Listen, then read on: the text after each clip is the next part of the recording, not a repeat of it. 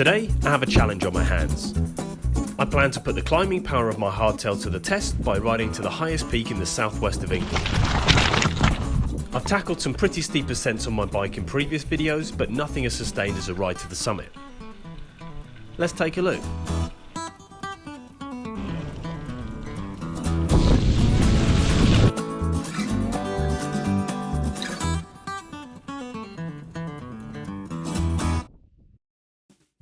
This week I travelled to the Dartmoor National Park in sunny Devon.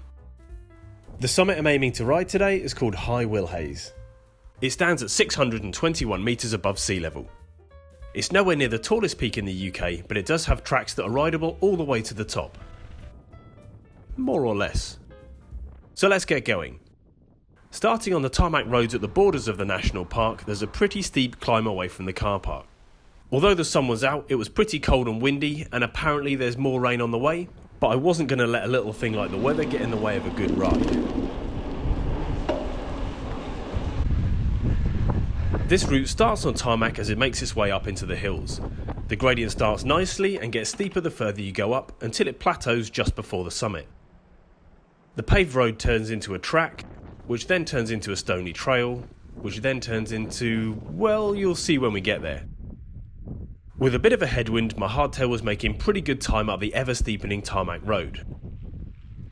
So I pulled over to have a quick look around.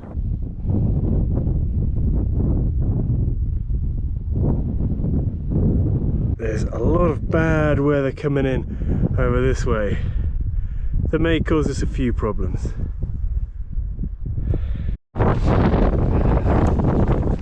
And those problems arrived in the form of some rain. Glad I brought an extra layer, I kept on going. The track was a little slippery and there was a lot of loose rock in places. At this point the going started to get a little tougher, but luckily the rain was short-lived. Riding in the hills certainly adds a new dynamic to your skill set. There were a few different features to navigate, like loose rocks, drainage gullies, and, well, water features.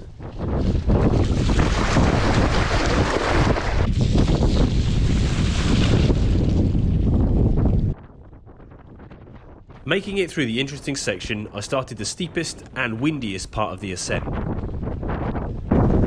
Once up this section, I only had the plateau to ride before reaching the summit. Although not very steep, the plateau was one of the toughest parts of the ride. It's slightly uphill and pretty wet. This final ride to the summit was going slowly, but it was a lot of fun. I had to be on the ball to navigate around quite a few technical rocks and try to pick the best line choice. Picking the wrong line often involved in a rather soggy dab, followed by a bit of swearing. The wind also wasn't helping much at this point. But after my final push, I had done it. I'd reached the summit.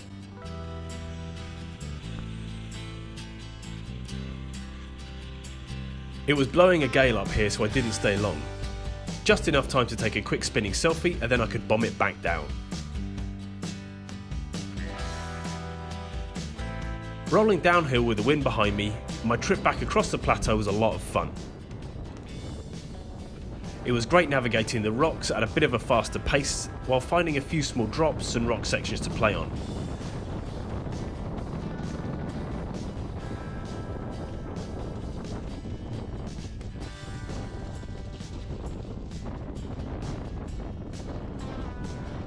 As the path turned back into a track, I managed to pick up more speed.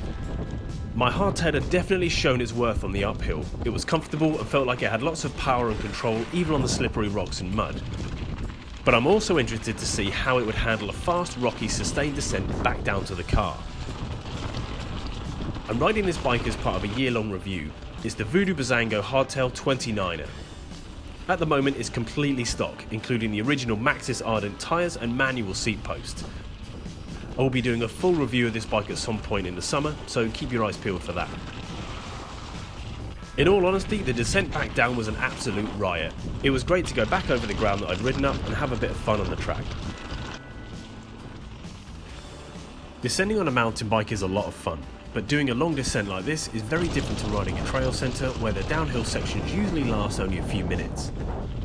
Not all descents are as technical as those found at a trail centre or downhill park either. Riding abroad in the Alps or Canada, many of the descents are quite long and rocky.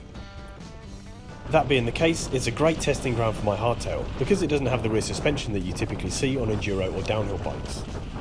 Not that that mattered today, I was pretty speedy through the track section of the descent, completing it in around 11 minutes. Once back on the tarmac, it was a smooth ride down and I got to go even faster.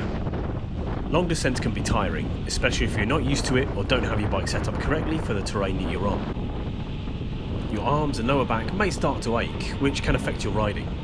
Practicing the occasional long descent can be a really good challenge. I'd finally made it back to the car, with the whole trip taking less than 2 hours. As my final thought on today, I can wholeheartedly recommend going for a hill ride. It will challenge you in ways that you won't get at a bike park and help you understand a bit more about your fitness and abilities. I would love you to subscribe to my channel if you like what you see. Please leave any comments about my videos below. And once again, thanks for watching. I'll see you next time.